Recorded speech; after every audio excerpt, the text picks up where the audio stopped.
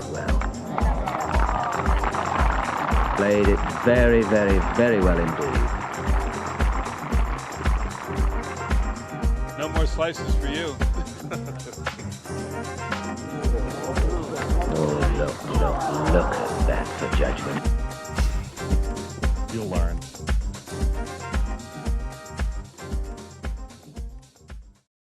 Right, if you're watching on YouTube, this is episode 22 of Slice, June the 2nd.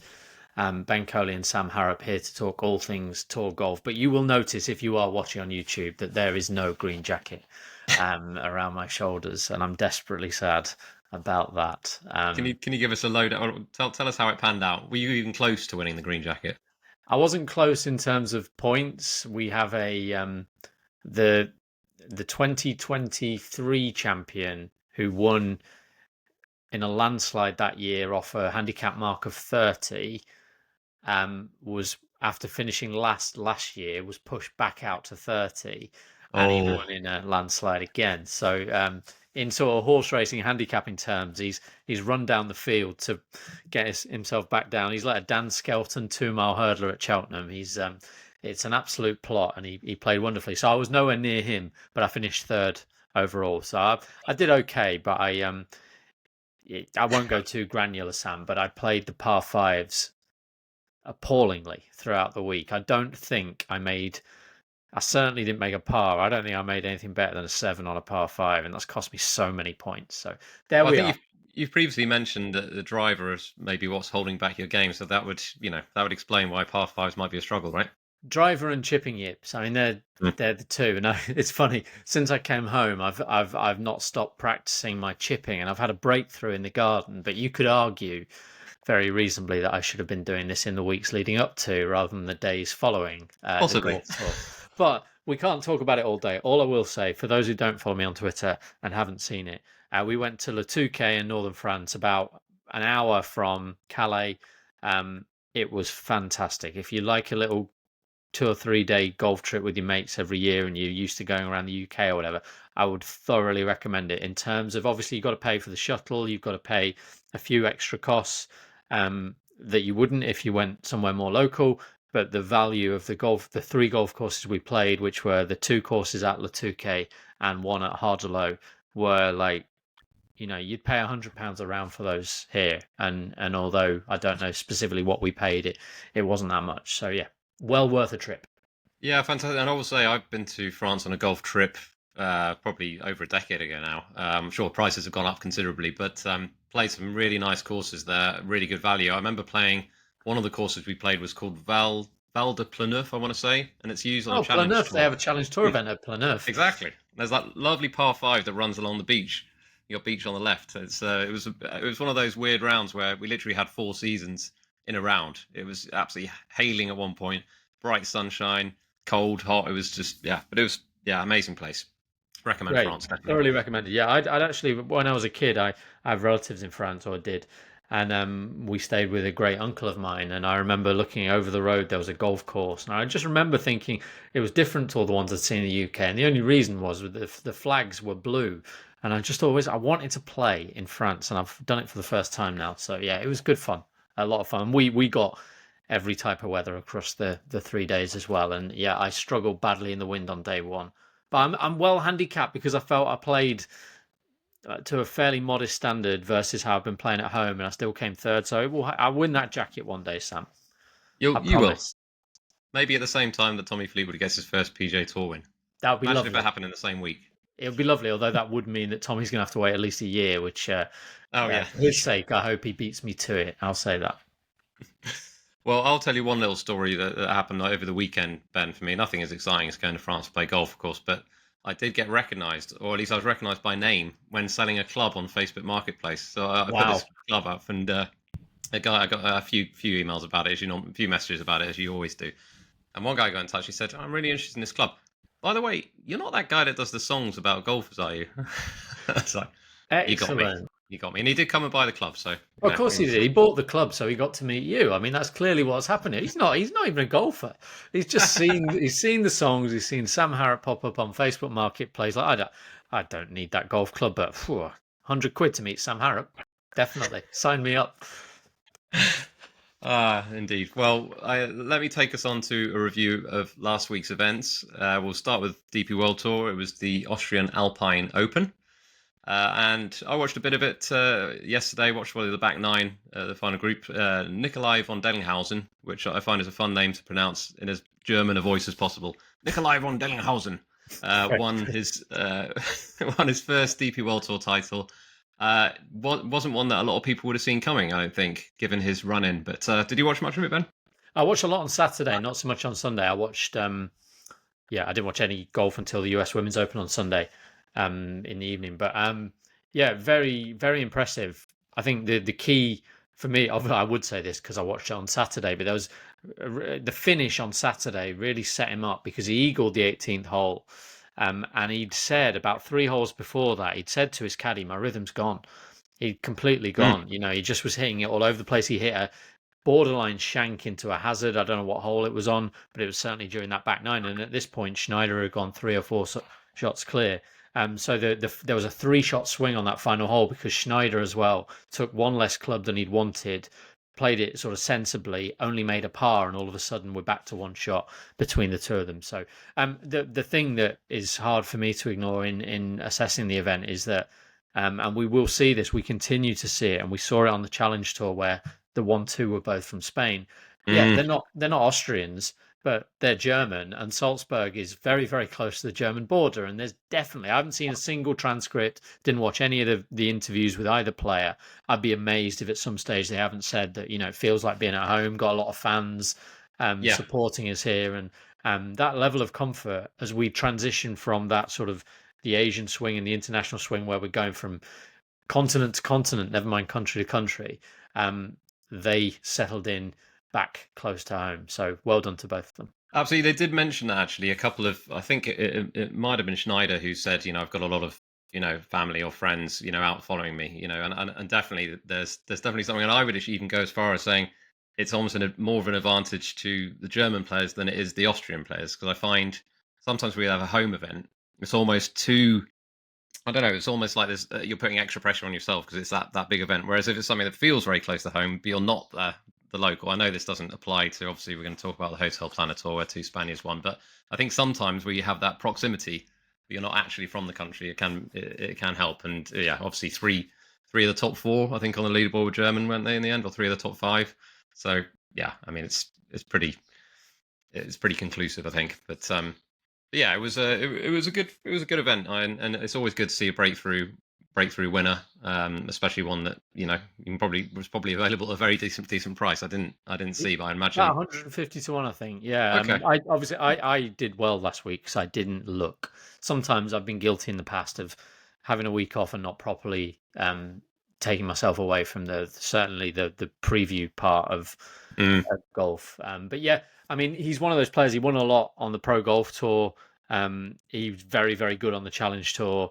And he and forgive me, this might have been said again, I didn't really watch a lot of it, but 3 or 4 years ago he got Lyme disease, and that definitely that was just around the time, sort of, because in 2020 when they had those, I feel like he contended maybe in Tenerife or one of those events that Garrick Higo seemed to win all of them, or Dean Burmester. He contended in one of those and his career was going the right way, and then he got Lyme disease, and it was seriously debilitating, and it's nice to see someone overcome that. And he's a really good player. I mean, he's sort of in the sneaky long category. He was clearly longer than Schneider, who's like slightly short than average. I was a bit surprised how far he was hitting that, a lot of his drives, albeit at some altitude. But he's a really tidy player, von Dellingshausen, and now that he's made that breakthrough, I wouldn't expect him to become one of the best players on the tour by any means, but I do think he'll be a really rock solid pro for a number of years from here.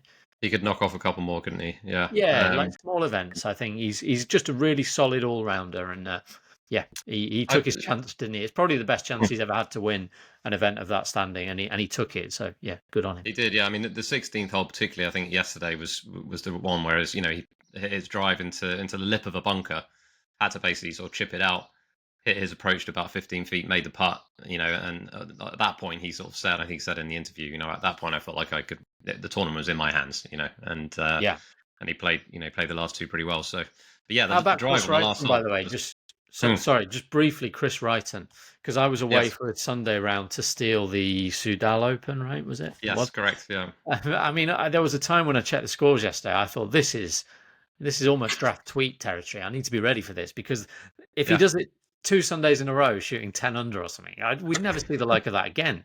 Obviously, came up short in the end. He is he's becoming someone to watch when he's off the pace on a Sunday. Definitely, he's sort of like the Sunday Keith Mitchell. Yeah. So, Yes. but yeah, no, it would have been amazing if he'd have done it. And at one point, it did look like it could happen. Certainly if he'd managed to eagle the last, it would have given von Dellingshausen a bit more to think about. But yeah, I'll move on to the Memorial Tournament now. I will say, Ben, I watched very little of this, so unlike me really. And actually, yesterday last night I had a meeting at the pub for my son's football team. Is that where your meetings usually take place? Is it?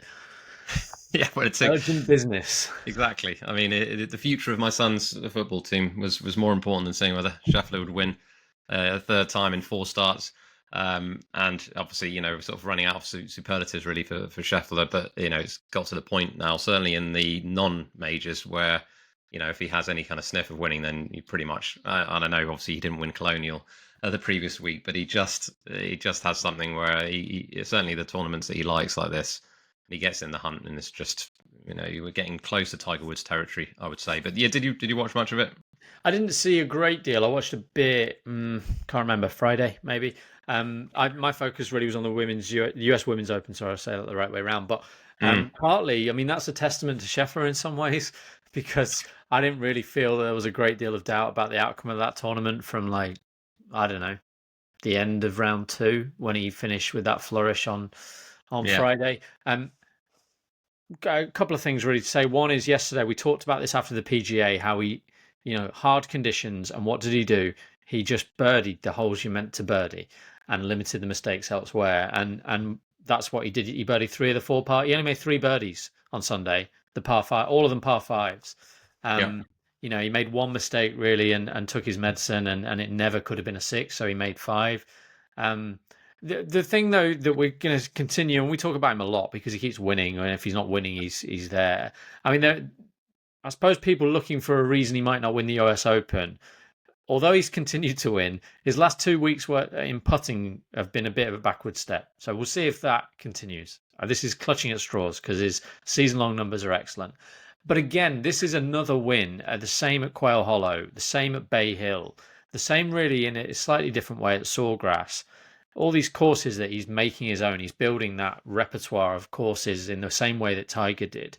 But actually, similar to Tiger, they are, and to some extent this is true of most PGA Tour courses, so it's self-evident, but they are courses where you can control things, where there's not I like Muirfield Village, but there's not a lot to think about. It's like you where you got to hit it, and you've got to hit it, and because he's phenomenally accurate in terms of his driving accuracy for someone who hits it a long way, but also in his distance control, which we talk about. His shot dispersion is so narrow. Courses like that are brilliant for him. You could not design courses which better complement his skill set than the ones he is playing in these signature events regularly.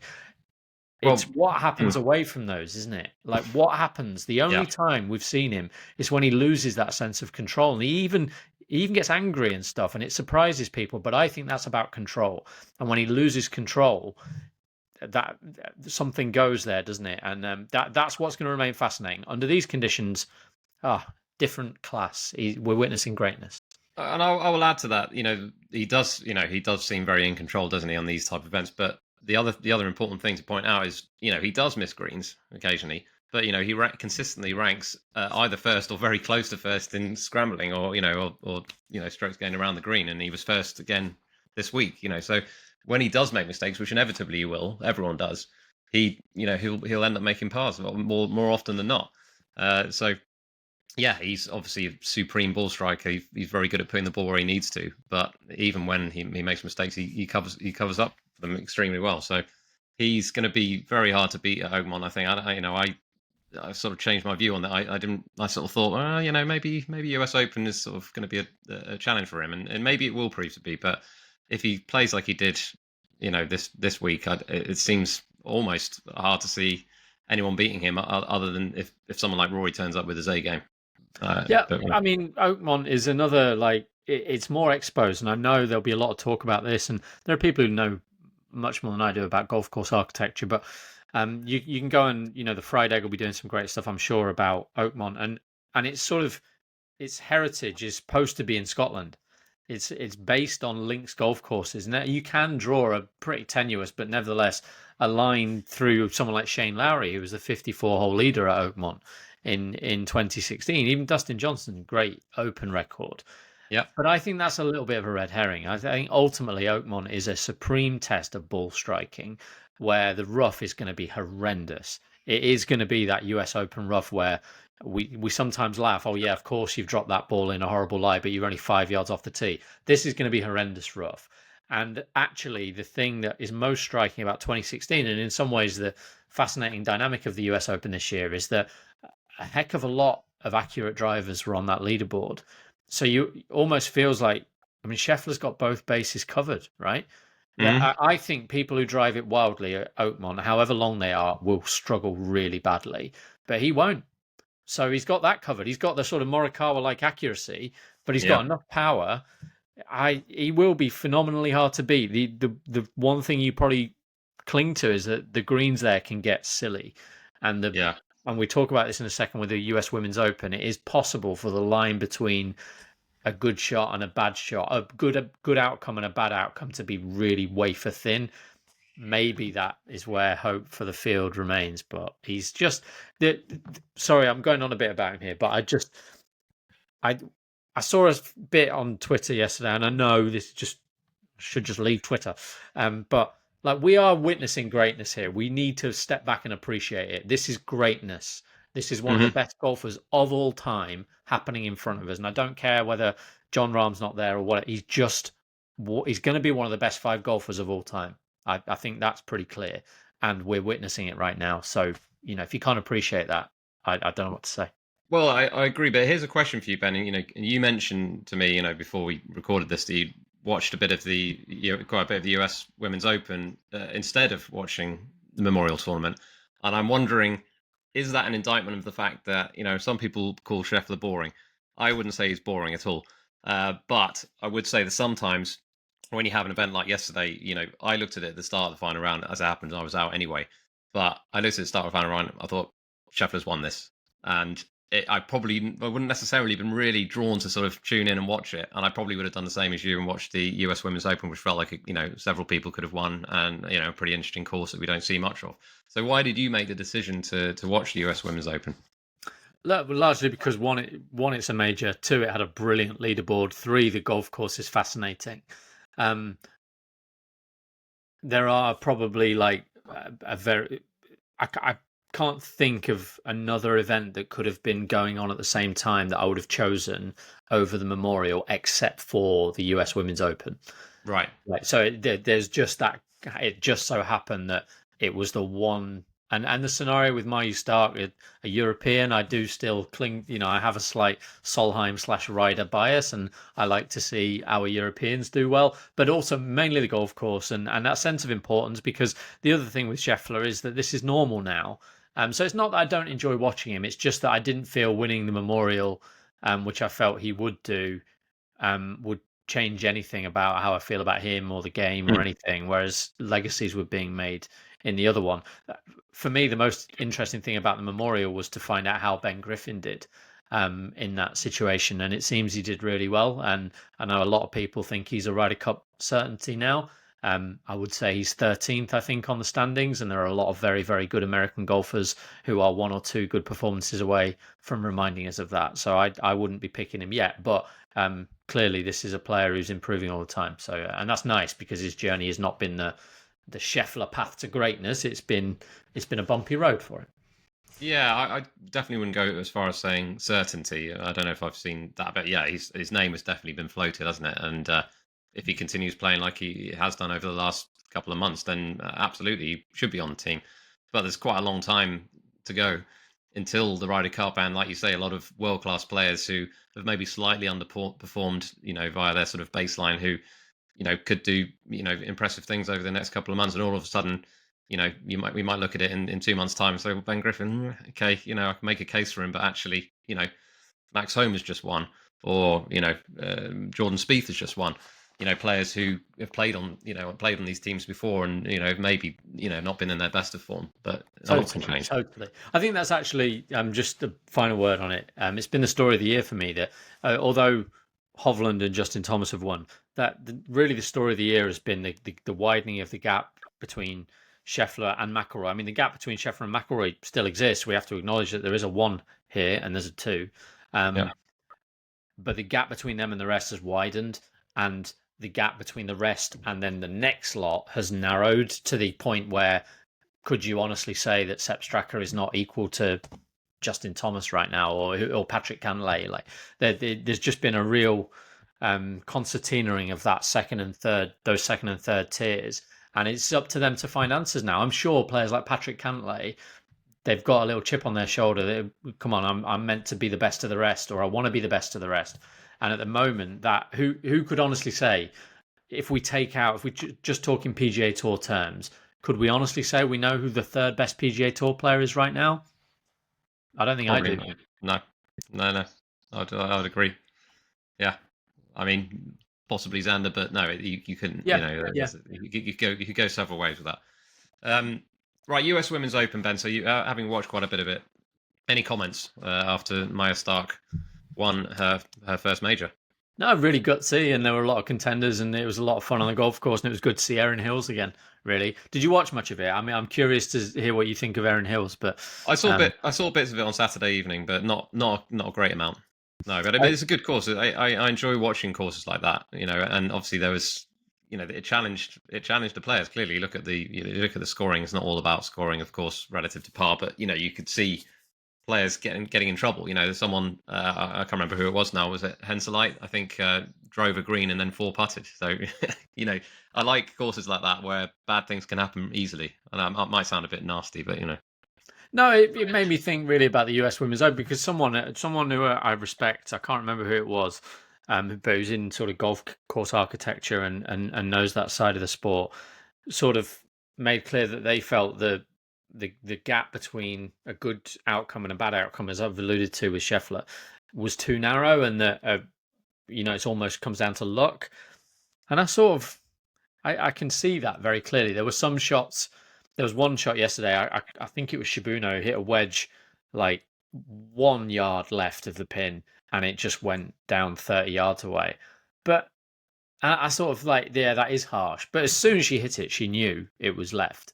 And right. I don't know, for me, like the more I think about the US Open, it's like, it's not just that sense of extremely penal golf, where if you are just the wrong side, the punishment is severe, but it's the mental test of accepting that outcome, not blaming the golf course, not getting like, oh, the stupid pin position. It's like, well, no, my caddy and I talked about that shot. We said 20 feet right, and I've hit it 5 feet left. So I'm going to have to go and deal with the consequences.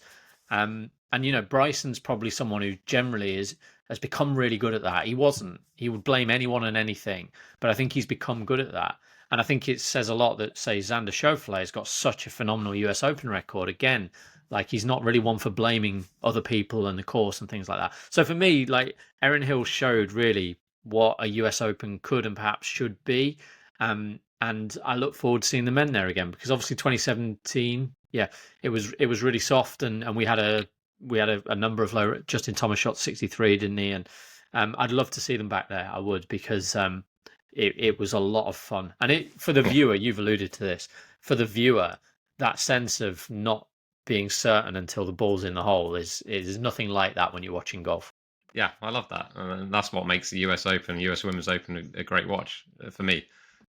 So yeah, I'm going to take us on to the Hotel Planet Tour, Ben. So it was the Challenge to Cadiz, and Spaniard Rocco Repetto Taylor won. Now he's someone who plays predominantly on the Alps Tour. I don't know by what virtue he was in the field. Was it just because he was a local invite, or? I think it would have been an invite, yeah, but I'd be lying if I said I was sure about that. But yeah, obviously, I don't know much about him, but interesting, as you pointed out, that you've got two Spaniards, 1 and 2, and obviously must be a talented player. I don't know his heritage. I'm guessing from his surname that he may have an English parent, possibly. Yeah, quite possibly, also even Scottish. But I mean, I honestly, Sam, I barely heard of the bloke until this weekend. I'm just looking, like, his best world ranking in the amateur game was 1,365th, and he did go to Wow. college in the US. So, Okay. yeah, Yeah. I suspect not many people would have found him there. No. Yeah, I think that would go down as a big surprise, but I don't know. Again, with having been off, I don't know what price he was. The only thing I do know is now I've checked, he has been tearing it up on the Alps tour. So He did win won, recently, didn't he? I think on the yeah, he Alps won tour, in and I had a look Tunisia. So yesterday. Yeah. he's taken to professional golf clearly, and now Yeah. he's a Challenge Tour member. It's 1 week changes careers, doesn't it? Yeah, and I will say this feels like a good time to remind you that we recently launched the Slice newsletter, where Ben does a little preview every week on the Hotel Planet Tour. Didn't mention Rocco Repeta-Taylor last week, but all the same, there are some good insights. There'll be one going out tomorrow, so if you haven't already subscribed, please do so. There'll be a newsletter going out tomorrow, which will include a preview to next week's event, which we'll talk about shortly. The last event, just to wrap up, from last week, Corn Ferry Tour, it was the UNC Health Championship where Trace Crowe won, and a couple of notable ones not far behind. So Martin Laird was runner-up. Obviously, he like Trace Crowe, is on one of these sort of categories where he gets a few PGA Tour starts, but he's playing predominantly on the Corn Ferry Tour. And our good friend Adrian Dumont de Chassart made a top 10 finish, which is good to see. And it feels like he's now plying his trade on the Corn Ferry Tour. He seems to have gone away from the DP World Tour again. Yeah, the fact that he didn't even play Soudal, that's fine. He'll have spent a lot of time, I'm sure, with his team trying to work out which path was best to get back to the PGA Tour, and I think he's probably chosen the right one. Very competitive though, isn't it? The Challenge Tour. The Corn Ferry Tour.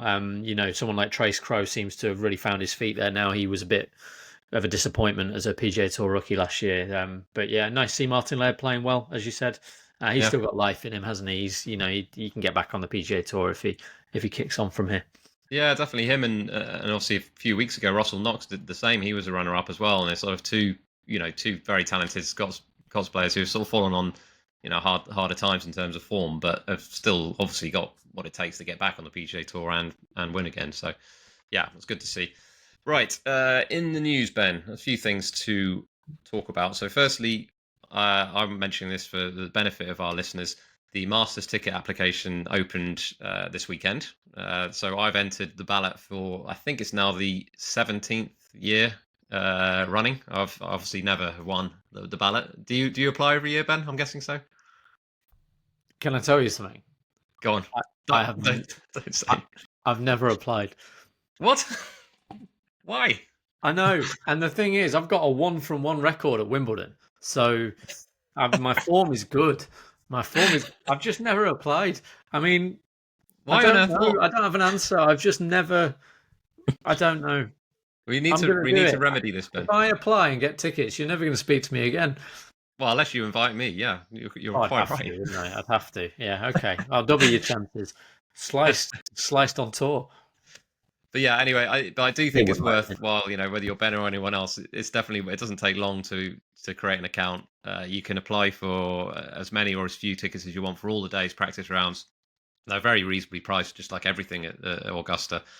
So I know I can count on one hand the number of people I know who've won the ballot, and these are not even people I know, just people on Twitter. So it's I think they say it's the hardest ticket to get in the whole of sports. So good luck if you're trying, but it's worth a go. The other big thing that's happened, so the Tour Championship format changes have been announced by the PGA Tour. So there's been a lot of, I think a general consensus is that the starting strokes was not good. Very few people I know like that.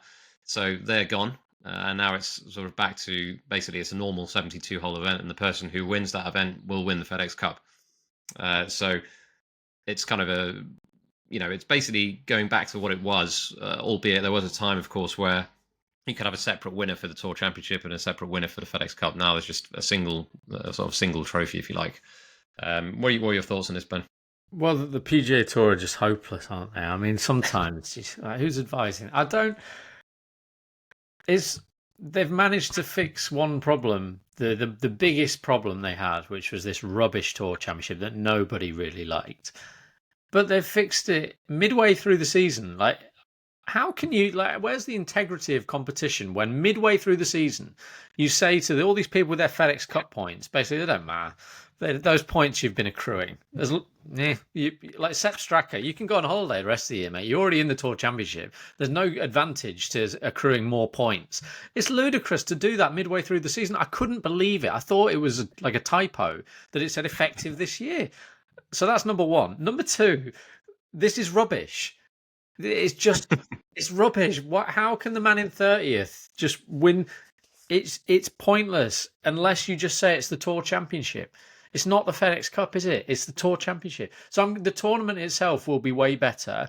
Don't get me wrong. There will be plenty of content and plenty of laughs to be had if someone like, I don't know, Seamus Power has a good little run in the playoffs, sneaks in 30th and wins the Tour Championship, and is basically he's ranked like 112th in strokes gained total, scoring average, all those other metrics. Yeah. But he gets hot at the right time.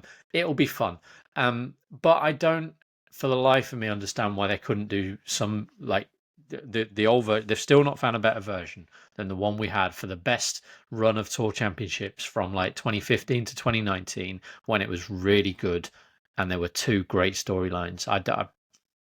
So they'll have to look again. I think it's a shame that it's not match play. I've said that before, but it is a bridge to further changes, Ben. So I think I don't know whether they've actually said this, but certainly people in the know have basically said they are doing this, getting rid of the starting stroke, so that next year they can make further changes. And I think this goes back to what Kevin Kisner was talking about, which we mentioned on our episode probably a month or so ago, where you will kind of whittle the field down over the course of the 4 days. So it's still not great, but it will allow, I think, someone like Scheffler to actually have a bit of advantage going in, as they should. We are heading towards the dream Cyprus Showdown format. I mean, that's what we're all after here. That's what we want. That at least is better. Like I don't mind the idea of like Scheffler's automatically in the final four, and we find out who the other three are. Something like it just surprises me that how they've been so stubborn with this. That why not just do it all in one go, and why not just play it once more with the starting strokes? And I know that sounds like I'll never be happy, because I've certainly been someone who thinks the starting strokes are rubbish. But you've come this far. It's June. It was May when they announced it. It's all just a classic PGA Tour job of it. I think sometimes they just get in their own way a little bit. Well, I think they maybe, I don't know, I'm guessing here, they wanted to make the change. They wanted to announce a change, but they felt like announcing such a big change would then be unfair on people halfway through the season. Whereas now it's not ideal, but kind of people know where they're at anyway. I mean, you already know you need to be in the top 30. That hasn't changed, right? True. That one thing hasn't changed. The voice of reason. Yeah, I wasn't angry about it last week. I'm not even angry about it now, but it's a bit of a bungled job. But yeah, it's better than it was last year, right? So that's good.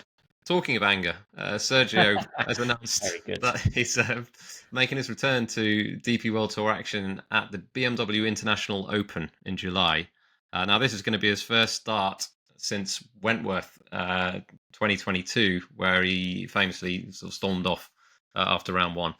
So, yeah. A game of baseball, yeah. Yes. But interesting that he's returning, and I think he's going to play some other events, I think, after the Ryder Cup as well. But yeah, he paid all his fines. I think last year, I think it was announced that he paid all his fines. I'm guessing that now, he would have served his ban by next month, which is why he's coming back at that particular event.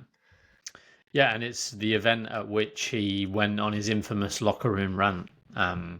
I won't repeat the rant because we're trying not to swear. I know we've sworn a little bit, but some of the words he used, I would not repeat here.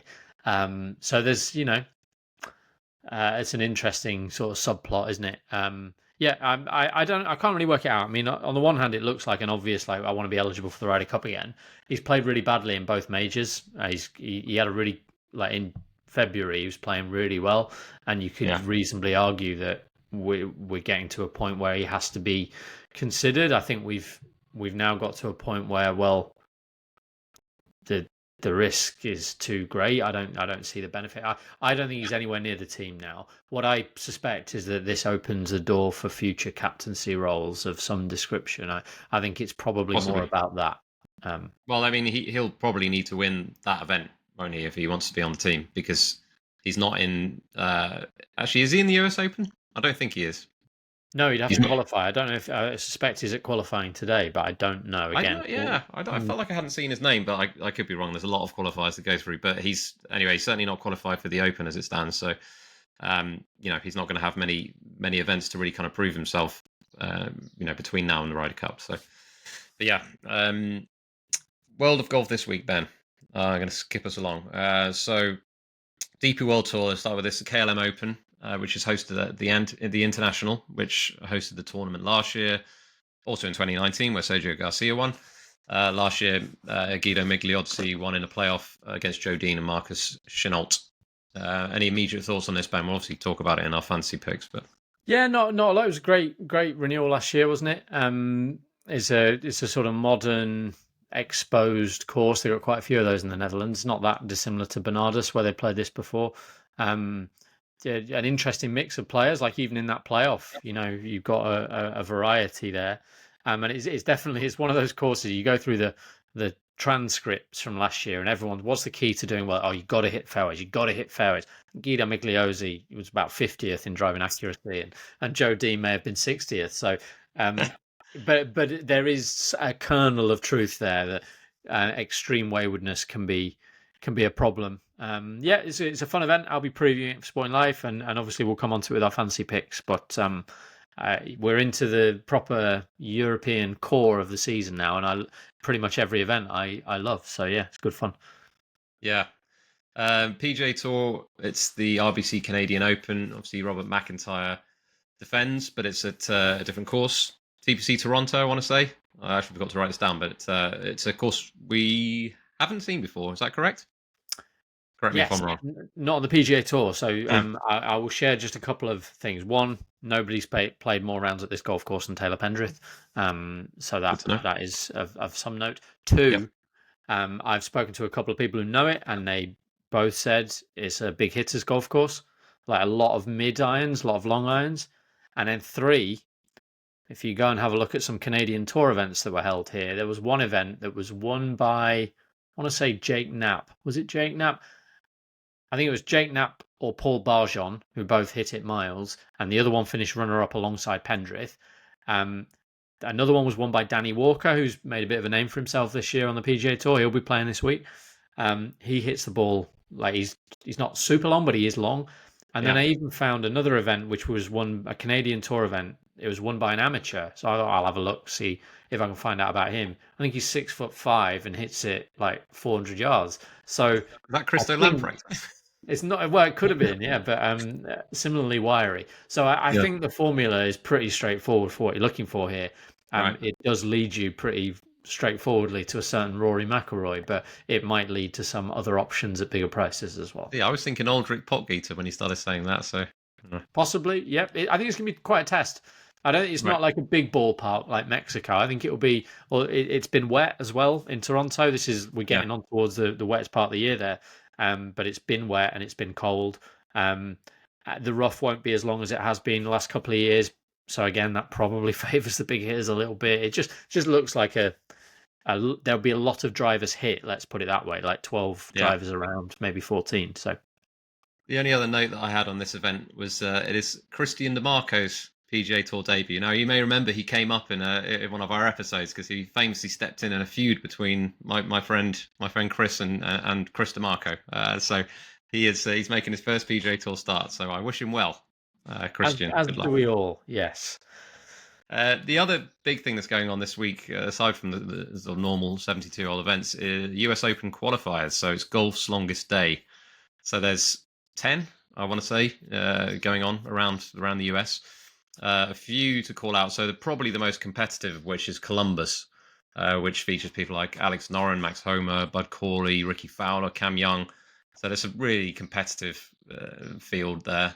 Woodmont is an interesting one. This is a little nugget that may be of interest. So Woodmont, 2 years ago, Carl Phillips was co-medalist here and qualified. He's in the field again, and I mean it's probably already started, to be honest. But he was 11-1, so it'll be interesting to see how he gets on. And the other one of note, I think Durham is played at Duke University Golf Club. Alex Smylie went to Duke University, so I'm assuming he's played a lot of rounds at Duke University Golf Club. But that said, he didn't qualify last year via the same site. But he's playing a lot better this year than he did last, so he could be an interesting one. Good knowledge, that. Do you think, I mean, I know they've got their data people and stuff, but I don't really think it comes into this. Sometimes I look at these qualifiers and think, why have you, world-class player like, I don't know, Alex Noren, not gone to the inevitable, it's usually in California, and it's like there's 30 players there, 20 of them are amateurs, and the other 10 are rubbish. Obviously, they're very, very good. But like, I know so the way, for those who don't know, the way it works is the strength of the field dictates how many places are on offer. So the one in Columbus with all these, that will look like a mini PGA Tour event, there will be more places on offer. But I still think, as a really good player, just rock up at one of these rubbish ones and just like, hey lads, it's Ricky Fowler here. I've come to take your place. I've often thought that, Ben, but of course, the big thing that comes into it is the fact that a lot of these players would have played last week at Muirfield Village, and then jetting off to LA, and then potentially going to Canada. Is not ideal. But yeah, I mean, all the more reason to flex. Ricky Fowler should turn up in his wheels up jet, just get off, like basically park it next to the clubhouse, and then go and shoot 64, and I'll see you in a month. Well, in 10 days. The US Open's in 10 days. Well, yeah, it is. Blimey. I would like to see it, and I have also wondered that myself, Ben. You look at the weaker fields, you think, oh, come on, like someone could just stroll up and Cam Young could win this by 5. Well, he'd probably finish second, wouldn't he? Probably. That's banter. That's banter. I don't believe in all that. It shows up my loser mindset clearly, that I target the weak opposition, having just been beaten to death by a 30 handicapper. Right, other events to talk about this week. So the Hotel Planner Tour is the Swiss Challenge, which again, as I mentioned, in France, is it? Yeah, it's actually. Fun fact. Yeah, it is in France. What? That's ridiculous, isn't it? Yeah, it is ludicrous, but it is in France. Okay, well, we should look out for the French players then, definitely in that event. But some insights to come on our newsletter. I'll mention it again. Right, Corn Ferry Tour is the BMW Charity Pro-Am. I don't have much to say about this, then. Any thoughts, or just... No, I mean, in the spirit of the Swiss Challenge, maybe they give you a Volvo if you get a hole-in-one. The LPGA Tour is the ShotRite LPGA Classic. The Ladies European Tour is back in action this week as the Tenerife Women's Open. And Live Golf is in action this week in Virginia. So, yeah, it's a full week. There's a lot going on this week. Now, player tracker, Ben. We're on to our player tracker. Now, I think this might actually be the first time this season where both Elvis and Angel Ayora missed the cut in the same week. Disappointing. I think, unfortunately, both didn't play their best. I was actually quite surprised that, certainly for the latter, that he missed the cut.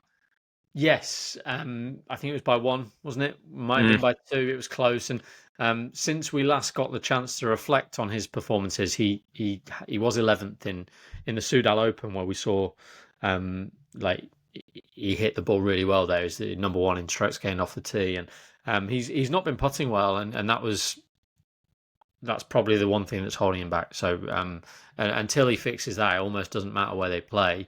But that's what I'd be looking for. You're looking for signs of life on the greens from him. Maybe he knows these 2 Spaniards who finished 1st and 2nd on the Challenge Tour and take a bit of inspiration from that. But we'll see. We'll see how he gets on. But he needs to fix the putter. Yeah, well, I have some info, Ben, about Elvis Smylie. Can I tell you that I've been in contact with his mother on Twitter? So I sent Liz Smylie. So this is a Grand Slam winning tennis champion, Liz Smylie. I sent her a DM and I said, I have an important question to ask. Is Elvis a real left-hander? Is he a born lefty, or is he one of these fake lefties that we hear that we keep finding? And I'll tell you her reply, which I thought was very interesting. Very good of her to reply to this really important. Exactly. I mean, obviously, I hammed it up a bit. I was like, we're on this podcast. I'm doing a feature every week on Elvis. I'm his biggest fan. But anyway, she replied. She said, "It's a difficult question to answer, Sam.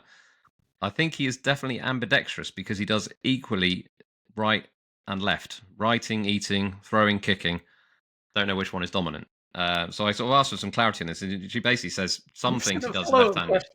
I love it. Yeah, but he's not like it's not like he's ambidextrous in the sense of he could play golf right or left-handed. It's like he plays golf left-handed, he writes right-handed, he throws left-handed. It's all like kind of all over the place. So there's no easy answer. Okay, show off. Yeah. Yeah, well, good. I mean, this is a level of journalism that I've never reached, to be honest with you. A level of scratching around in the dirt for answers that I can only admire. So well done. Yeah, very talented family, eh? Yeah, very talented family. Yeah, well, be interesting to say. Are they both in the field this week? I should really know, shouldn't I? Given that I'm supposed to be tracking him, but I haven't actually checked. You should know, and so should I. I think Angel definitely is. I don't see why they wouldn't be. Could be a good course for Elvis. It's definitely some of the traits that he's shown. Maybe time in with Kinnock a little bit, and I can see him going well. We'll see. Right. The other thing we were going to talk about, Ben, was in relation to the player tracker. We wanted to sort of look back and say, right, if we could change our player tracker now, who would we go for? And and generally, who's caught the eye over the course of the the first half of the DP World Tour season? I've got some names in mind, but you go first. I was hoping you'd go first, but no, that's fine. That's fine. So Wen Yiding is one that I wanted to mention because I think we probably sometimes you get these players who are really, really good amateurs, as he was. Yeah. First Chinese winner of the US Junior Amateur, really, really good career at Arizona State, already contending for DP World Tour titles while an amateur. And they have that little period of bedding in, and it's very easy to forget about there. And I would say, there's nothing he's done that would discourage me or dissuade me to believing that this could be a player who's just way, way better than the standard he's showing at the moment and the standard of most DP World Tour players. I think he's been hinting that is still it's still there beneath the surface, and it's all new. He's traveling around. I know Hao Tong Lee's taking him under his wing a little bit, which is great. Obviously the fact that Hao Tong's playing well helps. That's rubbing off hopefully. So yeah, he'd be the one that immediately springs to mind. The other one is Jakob Skov Olesen, but I'm stealing yours there. I'd be amazed if you weren't going to talk about him. And there's a third who's probably not sometimes when we have these discussions, as when we selected our player tracker players, he's sort of leaning towards looking at these young players. We've seen Christopher Reitans fulfilled his potential at last, and we've talked about Angel Ayora. But I do think in a strange way, Johannes Veerman, who's had a really quiet start to the year but ended last year really well, he's been really catching my eye, and he's one of those players. I don't have the stats to hand. I think he's missed 5 or 6 cuts by a single shot. Oh, really?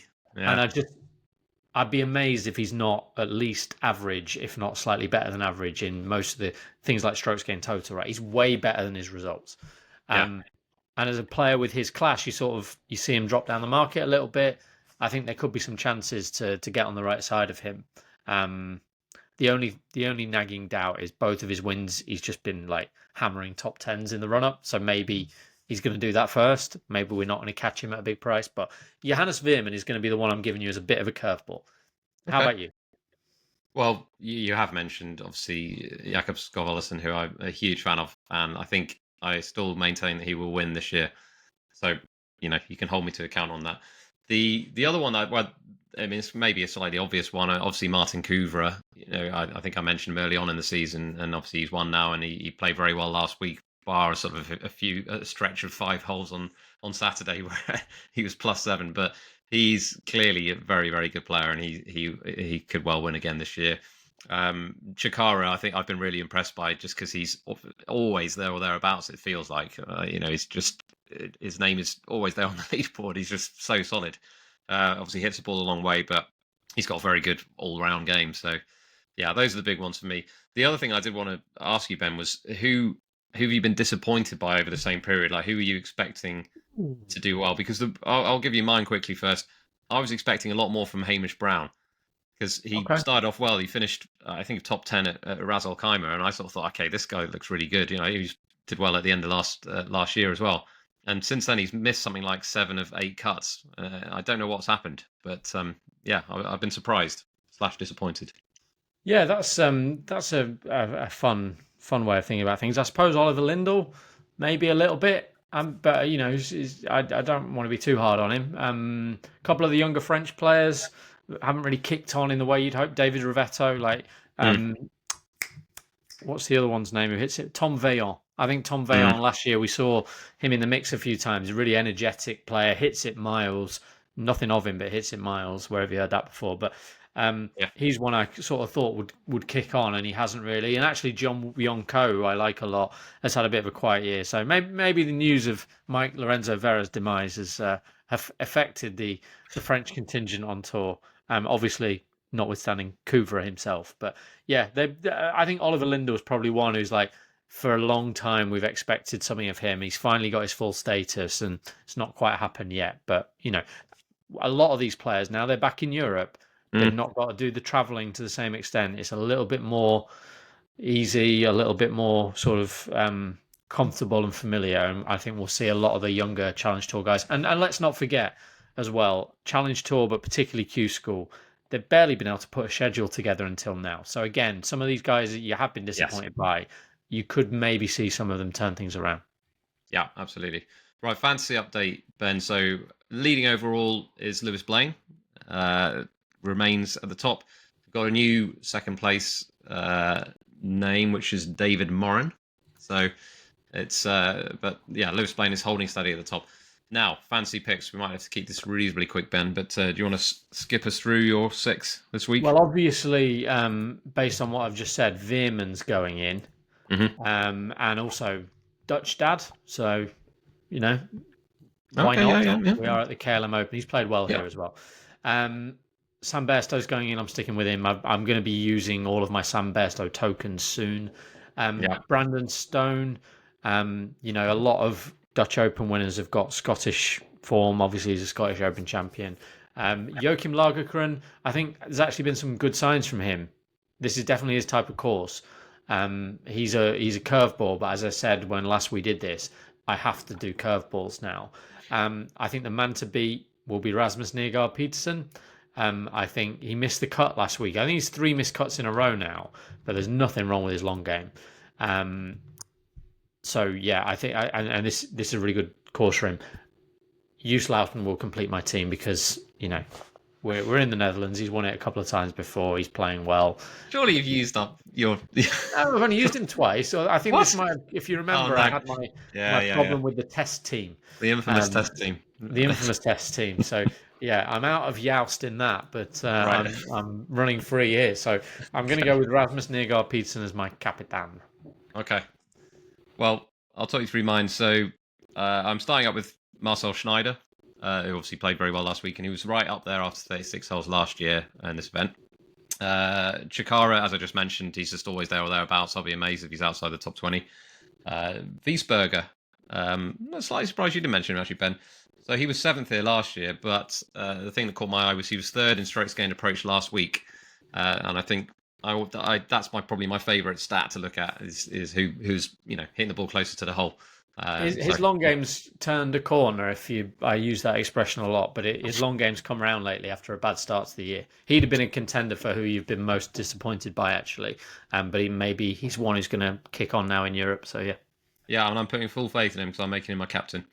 The other one to mention, Ewan Ferguson, just purely, he was runner-up last time out at Soudal. I feel like a win is around the corner for him, and this course should suit him. You mentioned the Scottish kind of link, if you like, so I would be surprised to see him, not somewhere in the mix at some point. Lindell, we just mentioned Lindell, but he feels to me like he's turned a corner. His approach game was very good last week. Maybe a win might be a big ask, but he's definitely playing some eye-catching stuff. His name is cropping up on leaderboards more often than it has been. So I'm gonna give him a shot. Last one is a bit more of a curveball, Andrea Pavan, and that's because he led the field tee to green last week. Even though that was only over 2 rounds, he missed the cut. But so you have to take it with a slight pinch of salt. But he was 4th last year in this event. So your team sounds way better than mine. So well done. It's a long time since I was lording it over you that I was like 6 and you were 100th. I can't remember where you are. I mean, I know I'm 90th, so I'm not mate, exactly doesn't doing matter. great, but I think you're below me, but I don't know how far. Neither of us are really, doing No, great. we disgraced ourselves. That's not brilliant. Right, highest bidder. We have. I'm going to put in another appeal for highest bidder topics because we're running a bit low on them. So if you have any good ideas, please do send them through. Right, we have got one here. It's a Ryder Cup related one from Inkblot Sports. Oh, it's going to be hard.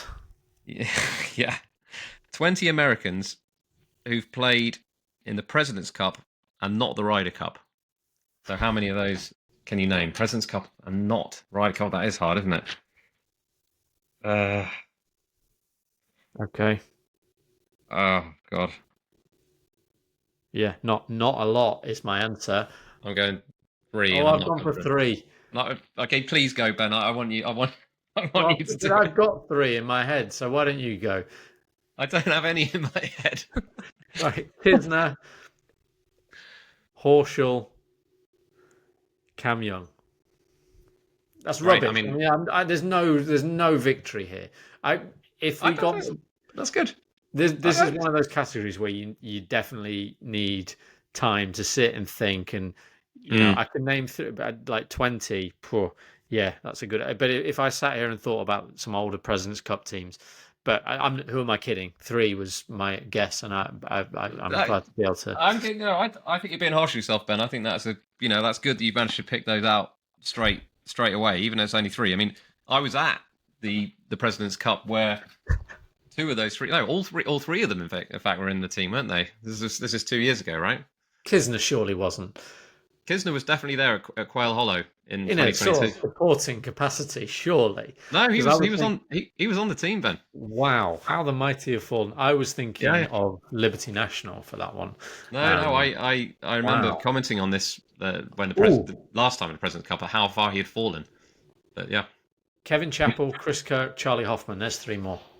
Wow, how did those come to you? Like, just thinking about Liberty National, like magic. And Chris Kirk obviously won it for the US in Korea, didn't he? So yeah, okay, I got 6 in the end. That's good. Well, okay, you definitely deserve the 5 points then. I can't argue with that at all. Thanks. I'm going to just say one more time that our newsletter has recently launched. There's a lot of good stuff in there. All you've got to do is enter your email address. We'll put another. Well, it's pinned. It's pinned on our Twitter and on our Facebook and Instagram. So it's very easy to sign up. You'll get it into your inbox every Tuesday, and we would definitely like your support there because we're trying to grow this slice community, and we need your help in doing so. So your support would be gratefully received. But as ever, I will say thank you for listening, and we will talk to you next week.